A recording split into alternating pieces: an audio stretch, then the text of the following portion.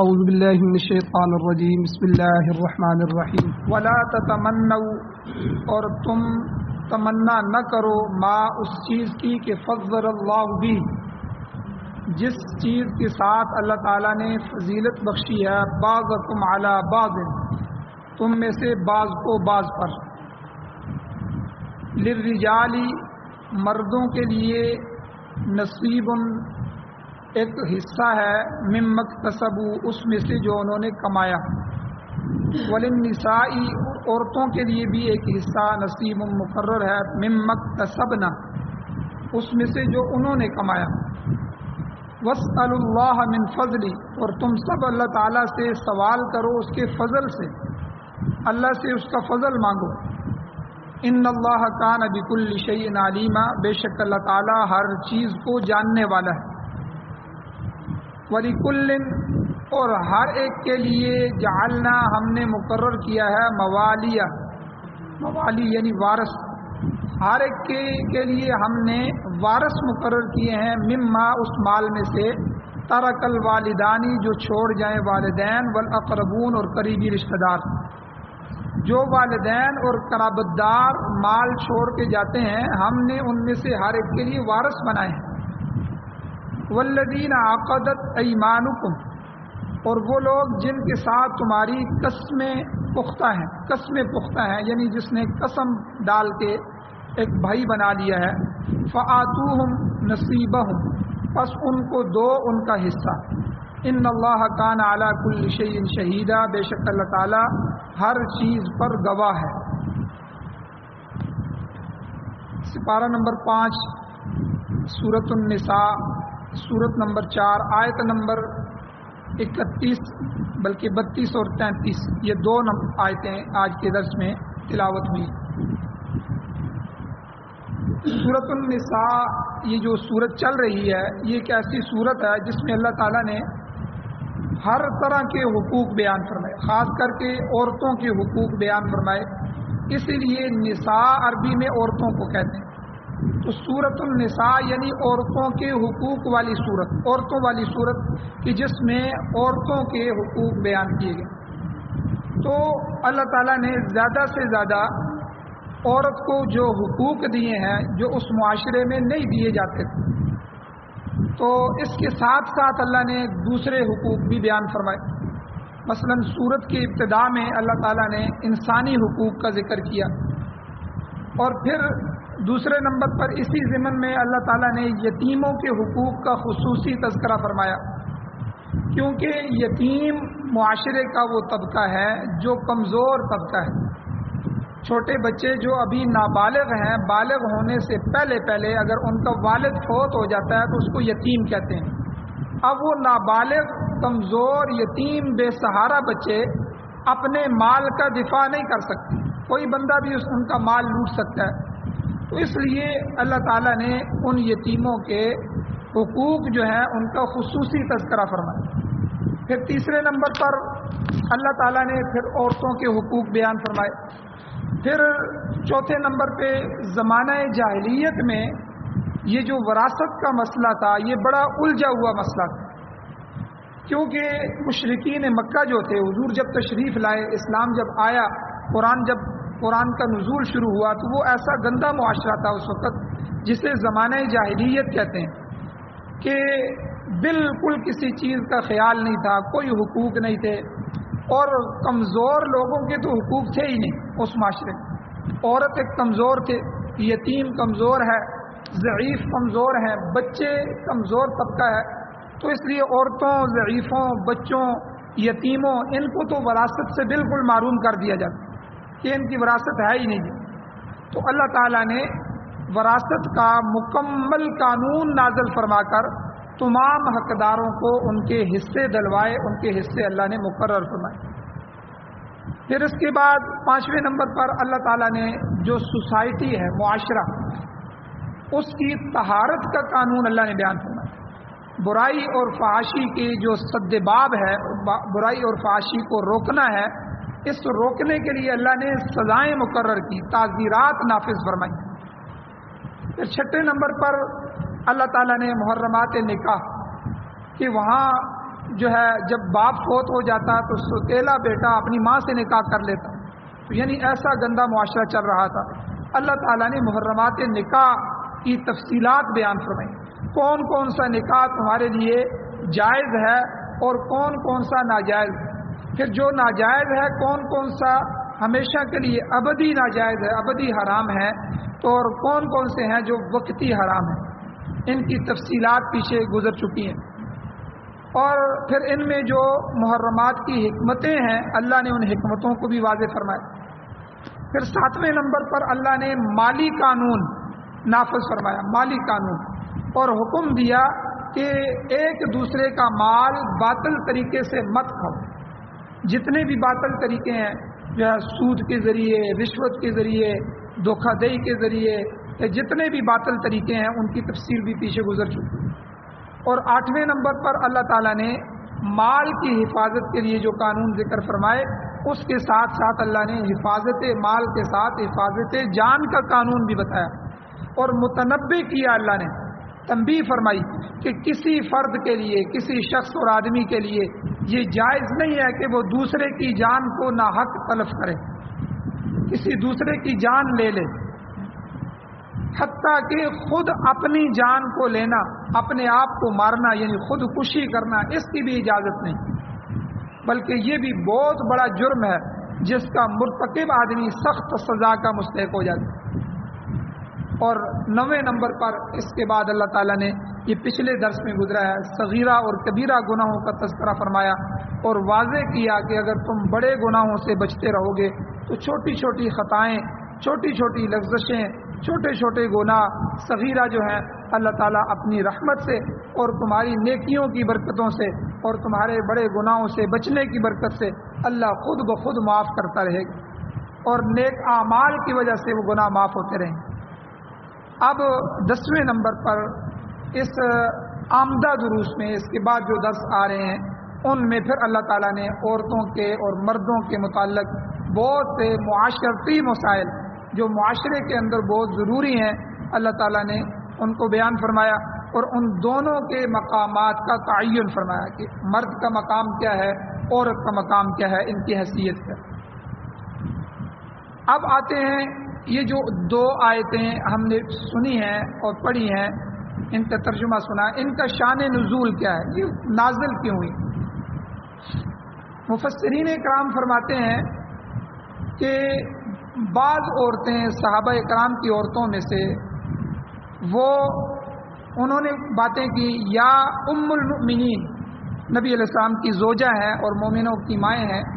ام المؤمنین ام سلمہ رضی اللہ تعالی عنہا، ان کی طرف یہ بات منسوب ہے کہ انہوں نے کہا کہ دیکھو مرد ہم سے اجر میں بڑھ جاتے ہیں، مرد جو ہے وہ ہم سے ثواب میں بڑھ جاتے ہیں، کیونکہ وہ باہر ہوتے ہیں اور باہر وہ جہاد میں شریک ہوتے ہیں اور ہم جہاد میں شریک نہیں ہوتے، ان کو جہاد میں شریک ہو کر اجر و ثواب ملتا ہے، اور اس کے علاوہ وہ دنیا کا مال غنیمت بھی حاصل کرتے ہیں، اور مال غنیمت بھی ان کو مل جاتا ہے، اس کے ساتھ ساتھ وراثت میں بھی جو ان کو مال ملتا ہے عورتوں سے جو ہے نسبت دگنا حصہ مرد کا ہے، عورت کا اگر اکیلا ہے تو مرد کا دوہرا حصہ ہے، دگنا حصہ اللہ نے مقرر کیا۔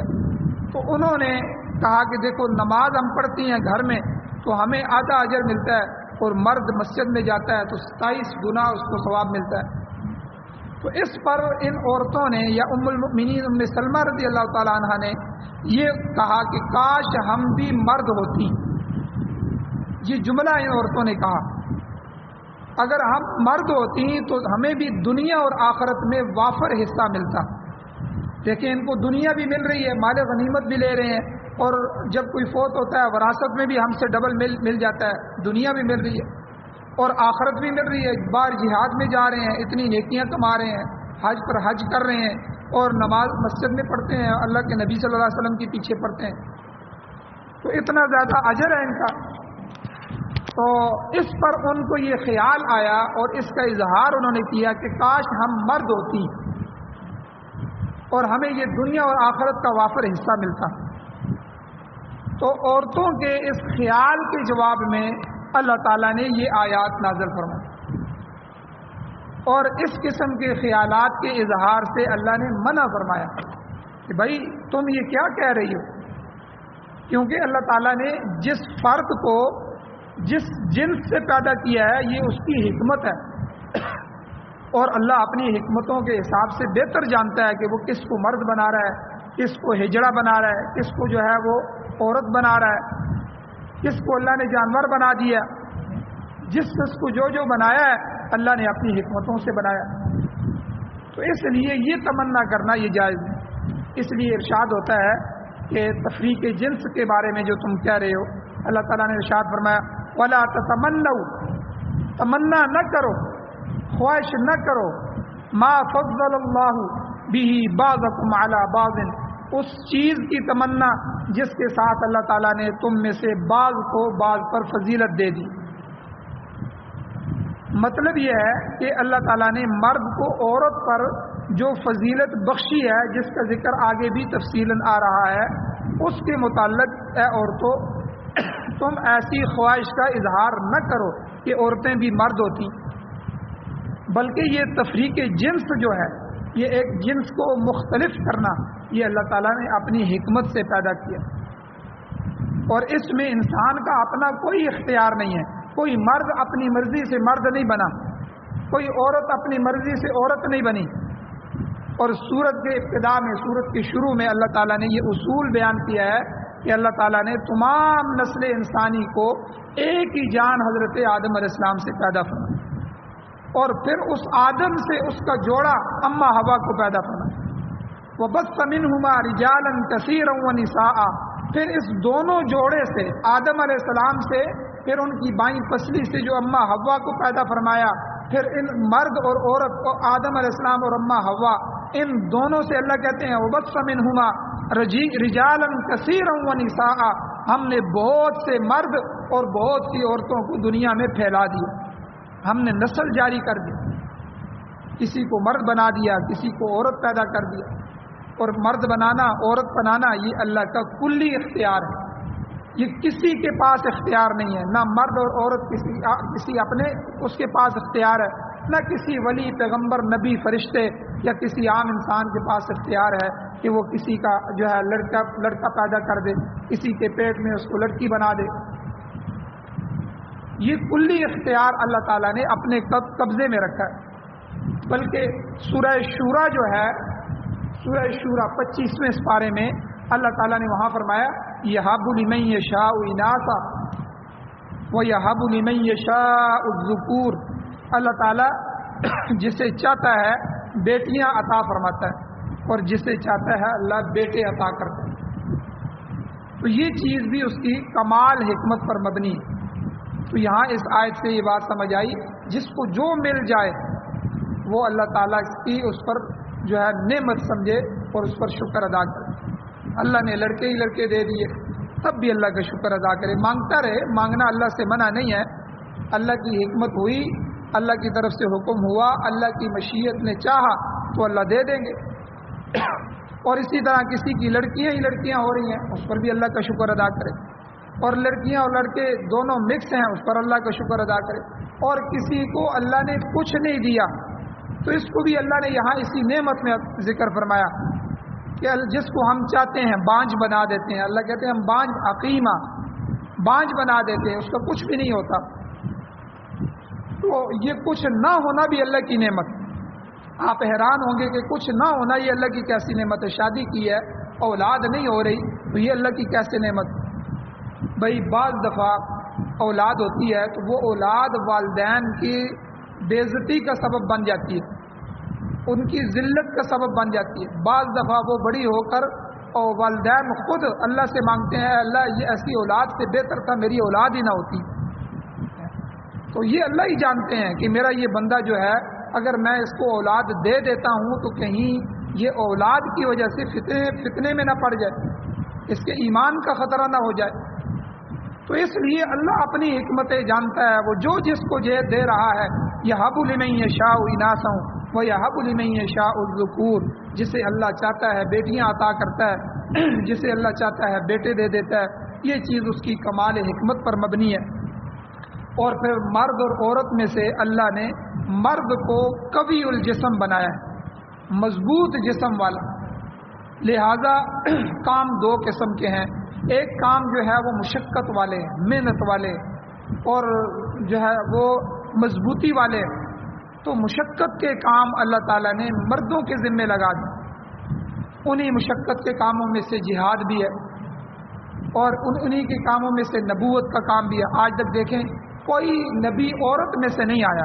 کیونکہ نبی نے دعوت کے لیے میدانوں میں جانا ہے, بازاروں میں جانا ہے, مردوں کے پاس جانا ہے. اس نے ان کو جا کے دعوت دینی ہے, دن کو بھی دعوت دینی ہے, رات کو بھی دینی ہے, آبادیوں میں بھی جانا ہے پیغمبر نے, اور جنگلوں میں بھی جانا ہے, اور اس نے قافلوں کو بھی جو ہے دعوت دینی ہے. تو اس لیے یہ عورت کا کام نہیں ہے, اس لیے عورتوں میں سے کوئی نبی نہیں آیا. اسی طرح حکومت کی ذمہ داری یہ بڑی اہم ذمہ داری ہوتی ہے. حاکم وقت عورت کو بنانا یہ بھی جائز نہیں ہے اسلام میں. اور اسی طرح جو ہے فوج کا جو حکم ہوتا ہے, کمانڈر ان چیف اور فوجی عہدیدار, یہ عورتوں کو بنانا یہ بھی جائز نہیں ہے. کیونکہ جہاد یا جنگ جو ہوتی ہے یہ بڑی اعصاب شکن چیز ہوتی ہے. یہ حوصلے پست ہو جاتے ہیں, خوف طاری ہوتا ہے دشمن کا. اس وقت فیصلہ کرنا یہ بڑا مشکل ہوتا ہے. اور عورتوں کے تو جسم کانپ جائیں گے, وہ تو کمروں میں بند ہو جائیں گی, ان کے تو جسم پہ خوف آ جائے گا, وہ تو اپنی قوم کو کیسے بچائیں گی. یہ تو مرد کا کام ہوتا ہے. اللہ نے اس کو قوی الاعضاء, قوی الجسم بنایا ہوتا ہے. اس کا جسم مضبوط ہے, اعضاء مضبوط ہے, اس کا دماغ اور سوچ مضبوط ہوتی ہے. تو وہ اسی مضبوطی کی وجہ سے وہ اپنے دشمن کے خلاف مضبوط فیصلہ کرتا ہے, جنگ کا فیصلہ کرتا ہے. پھر میدان جنگ میں وہ بھاگتا نہیں ہے, لڑائی کرتا ہے. تو من جملہ جہاد وغیرہ, ان تمام اس سمیت جتنے بھی مشقت کے کام ہیں یا دوسرے فرائض ہیں, تو یہ سب کے سب اللہ نے جو ہے یہ مرد کے ذمے لگائے. اسی طرح وراثت میں اللہ تعالیٰ نے مرد کو دگنا حصہ دیا, کیونکہ مرد نے گھر کے کام چلانے ہیں. عورت کے اوپر تو گھر کی ذمہ داری نہیں ہے, اس نے تو کما کے تنخواہ نہیں لے کے آنی. عورت کو تو آدھا حصہ جو اللہ نے وراثت میں دے دیے, یہ بھی اس کے لیے بہت زیادہ ہے. پھر عورت کے لیے جو حصہ ہوتا ہے, خاوند فوت ہو جائے تو خاوند سے بھی مل رہا ہے, والدین فوت ہو جائے تو والدین سے بھی مل رہا ہوتا ہے. پھر عورت کو جو ہے وہ حق مار بھی مل رہا ہوتا ہے. تو یہ ساری عورت کو مل رہی ہوتی ہے چیزیں. تو پھر بھی عورت پر کوئی ذمہ داری نہیں ہے کہ تم نے گھر کو چلانا ہے. مرد نے تو گھر کو چلانا ہے, بیٹے بیٹیوں کو پالنا ہے, آگے جو ہے ان کی شادیاں کرنی ہیں, ان کے مکانات بنانے ہیں, ان کی تعلیم کا بندوبست کرنا ہے, ان کے آگے جو ہے دوسرے اخراجات اٹھانے ہیں. تو اس میں بھی اللہ کی حکمت ہے. اللہ نے قرآن میں فرمایا للذکر مثل حظ الانثیین, کہ ہم نے وراثت میں عورت کا آدھا اور مرد کا پورا حصہ, یعنی عورت کے مقابلے میں مرد کا دگنا حصہ مقرر کر دیا. تو اس میں بے شمار حکمتیں. اسی طرح قانون شہادت ہے, گواہی دینا. عدالت میں بلاؤ جی اس مسئلے میں گواہی لے کے آؤ گواہ. قانون شہادت میں بھی سورہ بقرہ میں پیچھے تفصیلاً بیان ہو چکا ہے کہ ایک مرد کی گواہی دو عورتوں کے برابر ہے. اول تو دو مرد گواہ لے کے آؤ, ٹھیک ہے, جنہوں نے اس مسئلے میں آپ کے اس چیز کو دیکھا ہو یا سنا ہو یا اس مجلس میں بیٹھے ہوں, یہ معاملہ طے ہوا ہو. اب گڑبڑ ہو گئی ہے, عدالت میں کیس کر رہے ہیں, قاضی کی مجلس میں جا رہے ہیں, تو قاضی کی عدالت میں آپ گواہ پیش کریں گے, تو آپ دو مردوں کی گواہی لے کے آؤ. اور اگر دو گواہ میسر نہیں ہیں, دو گواہ مرد نہیں ہیں, تو فرجل وامرأتان پیچھے گزر چکا ہے. تو اللہ تعالیٰ نے فرمایا پھر ایک مرد اور دو عورتیں, ان کی شہادت ضروری ہے. اکیلی دو عورتوں کی یا چار عورتوں کی شہادت ضروری نہیں ہے, ان کے ساتھ ایک مرد ہونا ضروری ہے. ایک مرد ہو گیا, اول تو دو مرد ہوں, اگر دو مرد نہیں ہوتے ایک مرد ہو تو باقی دو عورتیں ساتھ ہوں جو گواہی دیں. تو گویا کہ قانون شہادت جو ہے گواہی کے قانون میں بھی دو عورتیں ایک مرد کے برابر ٹھہری ہیں. تو یہ جو تفریق ہے, یہ جو علیحدگی ہے, اللہ تعالیٰ نے مرد و زن کے استعداد کے مطابق کی ہے. مرد و زن کا جو دائرہ کار ہے اس کے مطابق اللہ تعالیٰ نے یہ تفریق جو ہے یہ متعین کی ہے. لہٰذا اس میں کسی کو کلام کرنے کی گنجائش نہیں. اب دیکھیں عورت کمزور ہوتی ہے اور عورت بھول بھی جاتی ہے, عورت زیادہ باتیں کرنے والی ہوتی ہے، زیادہ باتیں کرنے والوں کو باتیں یاد نہیں رہتی، تو اس لیے عدالت کا جو مسئلہ ہوتا ہے وہ جب گواہی دیں گے تو مرد جو ہے وہ مضبوط ہوتا ہے، وہ گواہی دے گا، تو اگر عورتیں ہوں گی تو اس کے ساتھ دوسری عورت بھی ہونی چاہیے، یعنی دو عورتیں، تو تاکہ وہ عورت دوسری عورت کو یاد کروا دے کہ بھائی مسئلہ اس طرح ہوا تھا۔ تو اس لیے یہ جو کچھ بھی اللہ نے مقرر فرما دیے ہیں اس میں کلام کرنے کی کوئی گنجائش نہیں ہے، کسی کو اعتراض اٹھانے کی گنجائش نہیں ہے۔ یہ ایک غیر اختیاری فضیلت ہے کہ اس کی تمنا کرنا جو ہے یہ جائز نہیں، تو یہاں اللہ تعالیٰ نے اس کی تمنا سے منع فرما دی کہ بھائی کوئی عورت یہ تمنا، جس طرح یہاں میں ابھی شان نزول بیان کر رہا تھا کہ ام سلمہ رضی اللہ تعالیٰ عنہ ام المؤمنین، انہوں نے یا صحابہ کی دوسری عورتوں نے یہ تمنا کی تھی کاش ہم بھی مرد ہوتے تو یہ وراثت میں بھی ہمیں زیادہ حصہ ملتا، قانون شہادت میں بھی ہماری گواہی پوری ہوتی، اور جہاد جیسے عظیم عمل میں بھی، نیکیوں میں بھی ہم بڑھ جاتے، اور اسی طرح حضور کے پیچھے مسجد نبوی میں مستقل نمازیں ادا کرتے۔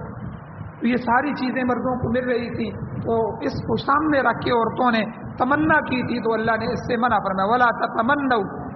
تمنا نہ کرو ما فضل اللہ بہ بعضکم علی بعض، جس میں اللہ نے تم میں سے بعض کو بعض پر فضیلت دے دی ہے، مرد بنا دیے، عورت بنا دی، مرد کو اللہ نے جو ہے مضبوط کام سنبھال دیے، تھوڑی سی عورت پر فضیلت عطا کر دی، اس میں تم اس بات کی تمنا نہ کرو، نہ اعتراض کرو اللہ کے حکم پر، نہ اس کی تمنا اور خواہش کرو۔ لیکن یاد رکھیں اس کا یہ مطلب نہیں ہے کہ الیاذ باللہ نعوذ باللہ عورتیں کوئی ذلیل اور حقیر چیز ہیں، ہاں اس کا یہ مطلب بھی نہ سمجھا جائے کہ بھائی اس کی وراثت بھی اللہ نے آدھی مقرر کی ہے، اس کو قانون شہادت میں بھی مرد کے آدھا بنایا ہے، اور دوسرے معاملات میں بھی عورت کو اس طرح کیا ہے، تو اس لیے جی عورت ذلیل اور حقیر چیز ہے، ایسا نہیں۔ مرد اور عورت انسانیت میں برابر ہیں، اللہ کے ہاں برابر ہیں، تو صرف اللہ نے بعض چیزوں میں اپنی حکمتوں کو سامنے رکھتے ہوئے